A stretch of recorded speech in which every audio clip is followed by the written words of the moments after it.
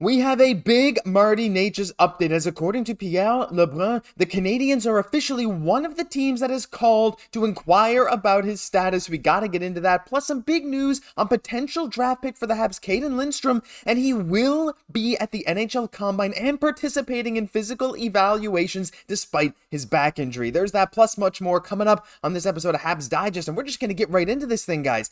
And I wanted to talk first about something else that happened with the Habs over the past few days, and there was a lot of talk, including in our last video, about JF Houle. Should he be re-signed in Laval? Should he not be re-signed? Does he merit an extension? All this and that. Well, as of today, it's been made official that he is still the head coach. He signed to an extension. You have Martin Necas, you have Marco Marciano and Charles Junot, all still with the Laval Rocket, and they plan to move forward with them. Now, this was actually met with a lot of criticism from Habs fans, and I'm sure a lot of you guys, some of you agree with JF Houle, some of you maybe don't agree with JF Houle and what he's done in Laval, but what you got to be able to say is that he has helped the players in Laval succeed at the NHL level when they've needed to be called up. A lot of these guys, we haven't been disappointed with how the Laval players have played in the NHL, and I don't want to repeat myself too much from the last video talking about JF Houle, so I'm going to keep this brief. But again, if you look at the standings, you see Laval was 7th in the division. This looks terrible on the surface, but when you dive deeper into Arber Xhekaj's turnaround under JF Houle down in Laval,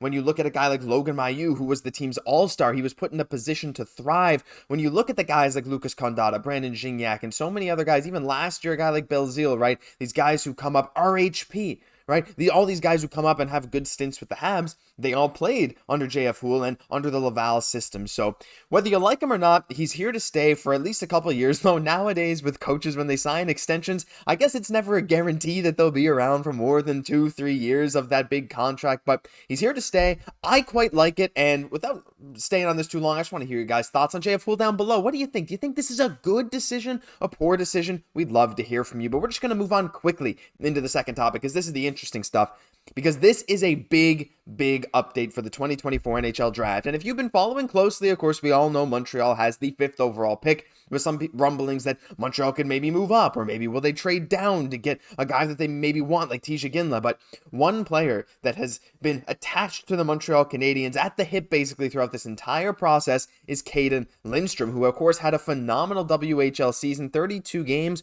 27 goals and 46 points. He is a 6'3", 18-year-old center who weighs 210. He is NHL size at the age of 18.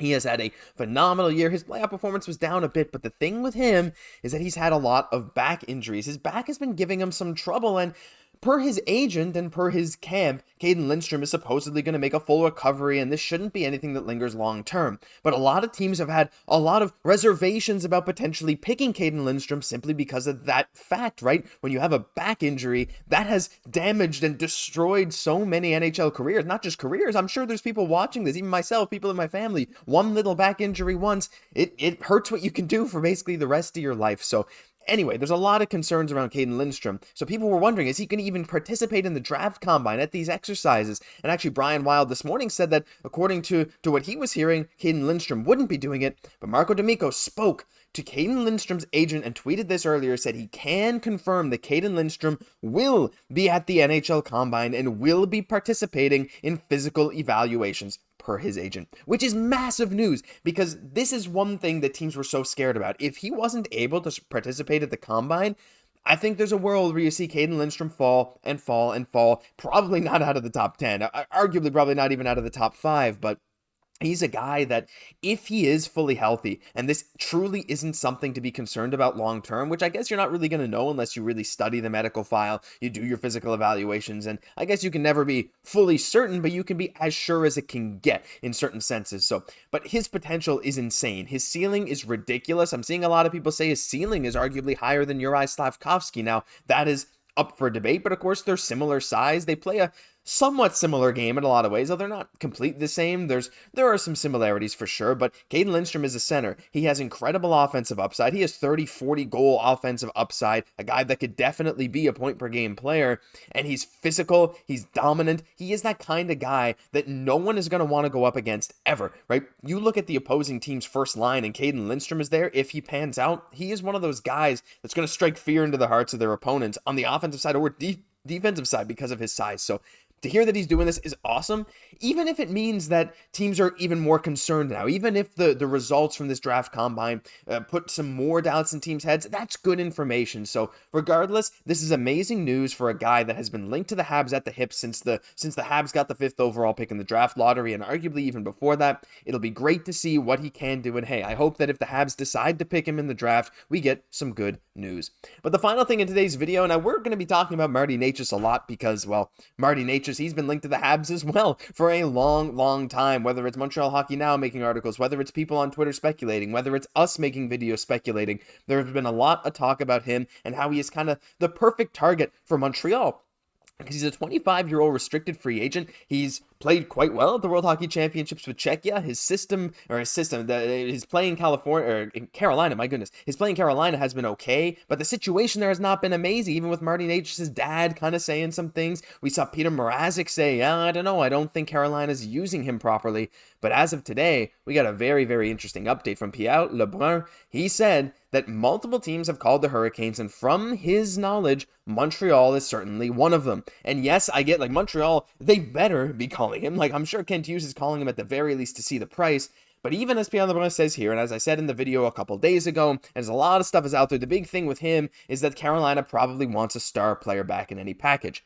One name I've seen circulating a lot recently is Mike Matheson, and this is something that we mentioned a while ago on the channel, potentially moving Mike Matheson for this kind of star level player. I'm still not sold on moving Mike Matheson, but if it's for a player like Necas, I might be a little more inclined. I'm still not sold on it. Yes, I think Necas is probably a better player overall than Mike Matheson. That's not what I'm getting at. But what I'm saying is trading a guy like Matheson, that veteran on defense who was one of your top point producers as a defenseman, is certainly a risky move when you have, yes, a lot of prospects, but not a ton of guys who are that proven at the NHL level. Now, in an ideal world, Lane Hutson shoots up the ranks and he takes over what Mike Matheson did. Problem solved, and we got Martin Necas for like a 7-year contract, right? That's kind of the ideal world, whatever. But I mean, I don't know. We'll see on the Mike Matheson front, but regardless, the fact that Montreal's calling on Necas is a good sign. I mean, we probably knew they would. Now it's a matter of who Montreal is going to trade. I mentioned the last video, maybe Logan Mailloux. We're seeing some people talk about Mike Matheson. I'm even seeing some people, toss some better names around. I would never touch anyone on the first line or Kirby, Dach. Newhook I would, but I don't think Carolina would want to do that. And also, I like Newhook on the team because I'm a Newfoundlander. It is what it is. But Martin Necas has been called about by Kent Hughes. Kent Hughes has reached out. Now it's just a matter of knowing what Carolina wants, because as Pierre Lebrun says, Carolina is in a compete now mode. They want to win. They still have a bunch of contracts. They want to create a team that can still compete. And I do think Montreal has some of the assets for it. The problem is, because so many teams have been calling about Martin Necas, that those prices are probably going to be drove up and up and up. When you have higher competition, the Hurricanes can sit back and just say, all right, give us your best offer and we'll evaluate at that point. They don't have any incentive, despite Don Waddell being gone to Columbus, they don't have any incentive to deal with Montreal over any other team. They do have incentive to take the best package for themselves moving forward. Do I think that's going to end up being Montreal?